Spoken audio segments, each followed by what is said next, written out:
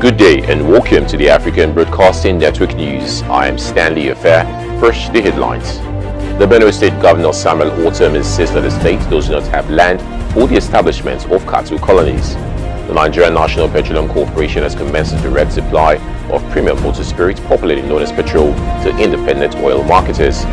Turkey has reportedly dispatched a convoy of over 40 military vehicles and tanks to the southern regions along the Syrian frontiers.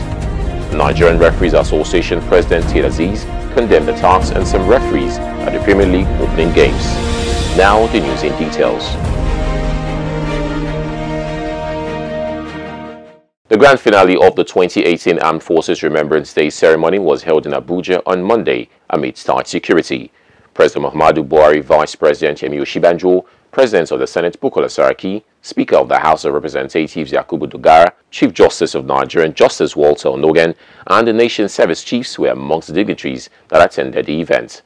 The event that lasted about an hour was held at the National Arcade opposite the Eagle Square, 3M Zone, Abuja.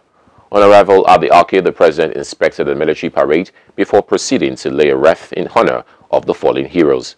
Others who lay wreaths at the ceremony included Osinbajo, Saraki, Dogara, Onogen, the Minister of Defense Mansour Dan Ali, Minister of the Federal Capital Territory Mohammed Bello, service chiefs and the Inspector General of Police, representatives of the Diplomatic Corps, representatives of the fallen soldiers, widows, and the representatives of the Nigerian Legion. The event also witnessed a minute silence for the fallen heroes, 21 gun salutes, the release of pigeons to signify peace, and the signing of the anniversary register by the President. The Benue State Governor Samuel Ortom on Monday insisted that the state did not have land for the establishment of cattle colonies as being proposed by the federal government. President Muhammadu Buhari had on Monday at a meeting in Abuja appealed to the government and people of Benue State in the name of God to accommodate their countrymen. But Ortom said the size of the land required for the proposed cattle colonies was not available in Benue, adding that the federal government should arrest and prosecute leaders of the Miyetti Allah cattle whore who were accused of making inciting statements and being the brains behind the January 1st killings in the parts of the state. He said that the state did not have the hectares of land required for the cattle colonies, noting that it was the reason they enacted the anti-open grazing law. Ortom lamented that several people were killed in the recent attacks, while more than 60,000 people were displaced. He said leaders of the state thought it was wise for them to meet Buhari on the matter, adding that the delegation renewed their call on the president to ensure the arrest and prosecution of the leaders of the Miyetti Allah cattle whore.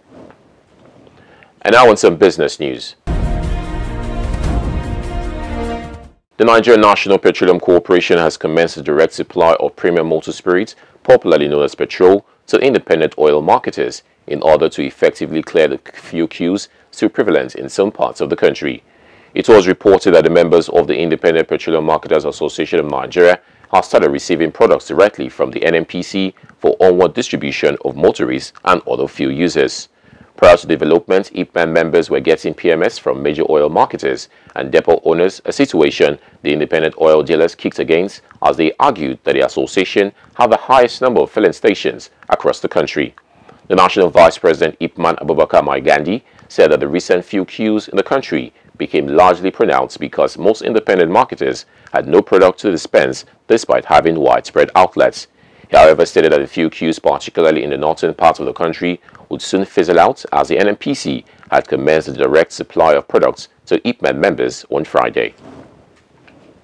And still on business news, gold prices rose 41 to 29,768 per 10 grams at the futures trade as speculators raised their bets owing to a firm trend overseas. Gold for delivery in April rose by 41 or 0.14% to 29,768 per 10 grams in the business turnover of 43 lots. Similarly, the metal for delivery in February was trading higher by 39 or 0.13% at 29,791 per 10 grams in 508 lots. Analysts said speculators widened their bets tracking a firm global trend as dollar's weakness boosted 7-heaven demand. Globally, gold inched by 0.08% to $1,340.70 an ounce in Singapore. And still to come, Somali Al-Shabaab Islamist militants denounced former leader who defected to the government side. For this and more, let's now join Faith Obu for some news around the world.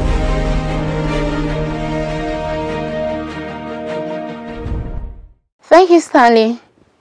Somali Al-Shabaab Islamist militants who have carried out frequent bombing in the capital, Mogadishu, said a former leader who defected to the government side was an apostate who could be killed. Al-Shabaab fell out with its former spokesman and deputy leader Mukhtar Robo Abu Mansour in 2013. He defected to the United Nations-backed government in August last year. Al-Shabaab has been fighting for years to try to topple Somalia's central government and rule the Horn of Africa country, according to interpretation of Islamic law. Al-Shabaab spokesman Ali Mohammed Rage said if Mukhtar Robo thinks he can destroy Islamic Sharia and the Mujahideen, he is deluded, adding that there is no doubt that Mukhtar Robo left his religion and joined the disbelievers and the enemies. A report by rights body Human Rights Watch released on Monday said Al-Shabaab had threatened and abducted civilians in Somalia's Bay region to force communities to hand over their children for indoctrination and military training in recent months. Al-Shabaab, however, remains a formidable threat and has carried out bombings both in Mogadishu and other towns against military and civilian targets. 3 Democratic Republic of Congo soldiers died on Monday while repelling an attack in the eastern Benue region by ADF Uganda extremist rebels who are suspected of murdering 14 United Nations peacekeepers last month.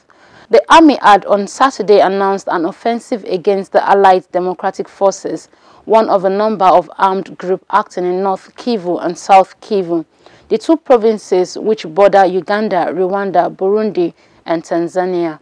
Army spokesman Captain Mark Asuke confirmed that the ADF attacked their position in Mozambique and that their forces pushed them back after heavy fighting. The group also stands accused of killing 14 United Nations peacekeepers in eastern DR Congo last month, the biggest single loss of peacekeepers in nearly a quarter of a century. Turkey has reportedly dispatched a convoy of over 40 military vehicles and tanks to the southern region along the Syrian frontier. More on this after the break.